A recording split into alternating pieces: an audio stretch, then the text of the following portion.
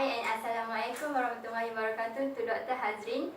Today we are going to explain Explain about our so project. basically we have decide our project. Robotic arm skeleton. My name is Harun Hakimi Bebasri, metric number 186081. Okay, my name is Muhammad Huzai bin Maliki, and my metric number is 183284. Okay, my name is Muhammad Khairil, metric number 184327. Okay, my name is Nur Atira binti Ismail and my metric number is 184264. Okay, my name is Ainadira binti Muhammad Saleh, my metric number is 184280. So today we are going to explain what we have discussed and what we have choose. We already choose our project, which is picture extension. Yes. This is the best among our two ideas because it is multi-purpose. It's not only for to pick up fruits, but it also can pick and others. So actually this is the roughly sketches. Actually we are doing the skeleton for the arm part, right? Yes. So the function is to, if you want to reach the higher position, so it can ease us to plucking a fruit. Yes. Yeah. So next, it is also able to reach everywhere in front of this apical extension in front of us. So it can ease us at a small direction. This also this speaker extension also helps for forward movement. Yeah. Okay. Okay. Okay, next, I will call for Harun to Okay. give Play roughly. Come here. You can present your part. Okay. What I want to explain is just a little bit roughly about our project, and as you can see, what all of our members have already drawn here. This is an arm skeleton, which is the idea is when the user wear our arm skeleton, it will enable the user to pluck any fruits within any tall trees, and then basically it is the user, and it's better than the traditional one, which is when we use the Dala. Yes. Pole.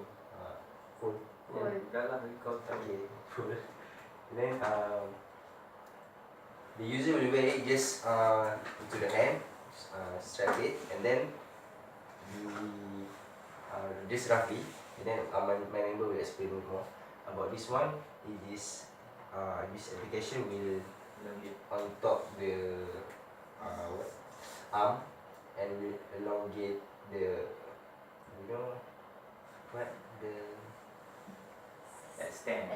extend the object which to achieve the fruit.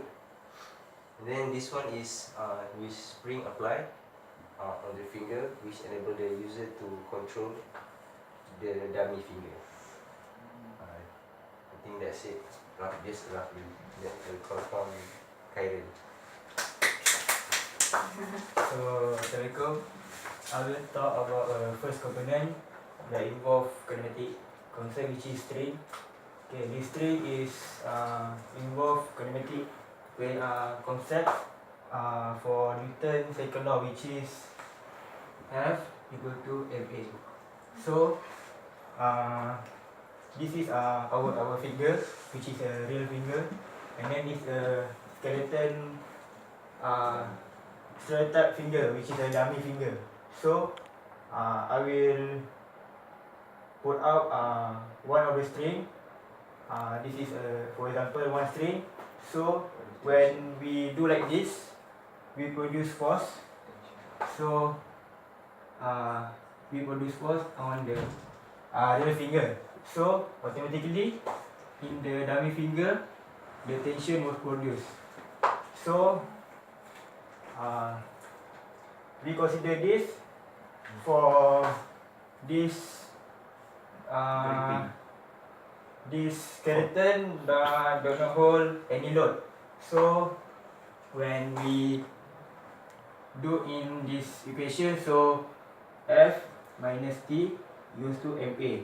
But we consider this skeleton don't have any load, so M equal to 0. So F minus T equal to 0. So F equal to T. So force on this real finger will be same on the tension finger. Tension will be the same Dummy finger. on the dummy finger. So when, for example, we put load on this dummy finger, for example 10 kg. 10 kg. Yeah. 10 kg. So F minus T equal to 10 A. So the value of acceleration on this string will be calculated. So it's all. Is it? I'm impressed. The presentation dah Okay, now I will explain about my part on the dummy hand, which is combined with the true hand.